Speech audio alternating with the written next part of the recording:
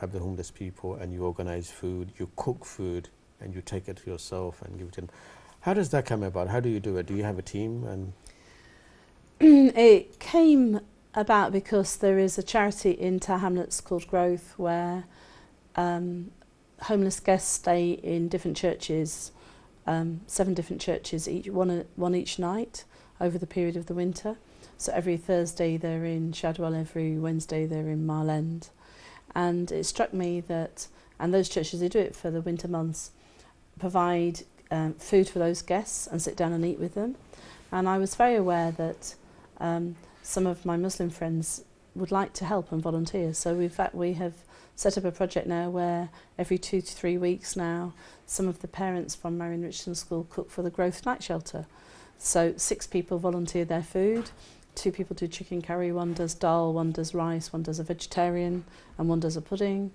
And then 1 or 2 of the sisters and a couple of the fathers now come and help. One of the fathers, Zahid, is coming next Thursday, and he's going to be making up the beds for the homeless people. Another sister is coming to help me serve.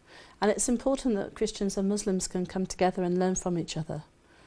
how does it feel to you? I mean, you started it, I'm assuming. How does it feel to you? Does it give, what kind of impression do you get, or satisfaction It gives do you me get? great excitement that people can get to know each other beyond just seeing, some of my Muslim friends have said, we didn't realise that Christians did charity. And some of the Christians will say, we didn't realise that Muslims wanted to get involved with us and treat people with respect and treat homeless people with respect. And one of the things the children did in the school was we had a big sock appeal just before Christmas. Every class had a big sock to fill up with socks for the homeless. And they collected 312 pairs of socks, which meant that all the homeless guests now will get a couple of new pairs of socks every night over the winter, which has been fantastic. And I think that change can bring, I would love to see in the next 5 years more joint projects, charitable projects, more coming together of people, understanding each other's perspective and sitting down and talking to one another.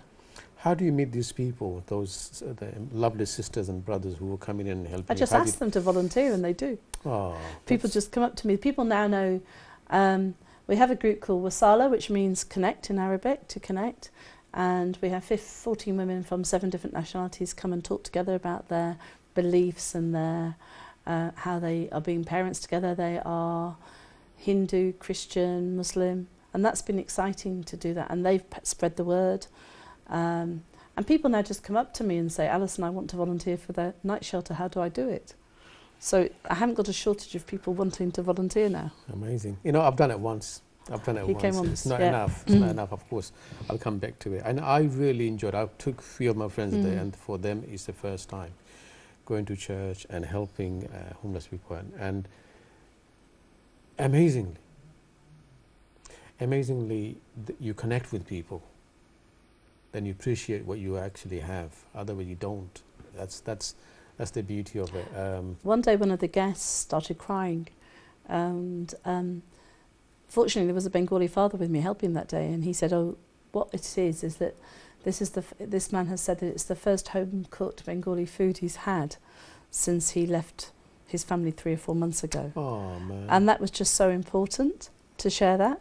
But next week, I know we've got Algerian food, we've got some West Indian food, and we've got some Bengali food, all going to be served on the same night. So it's quite an interesting menu we'll have next Thursday. Wow! Come That's along and join us.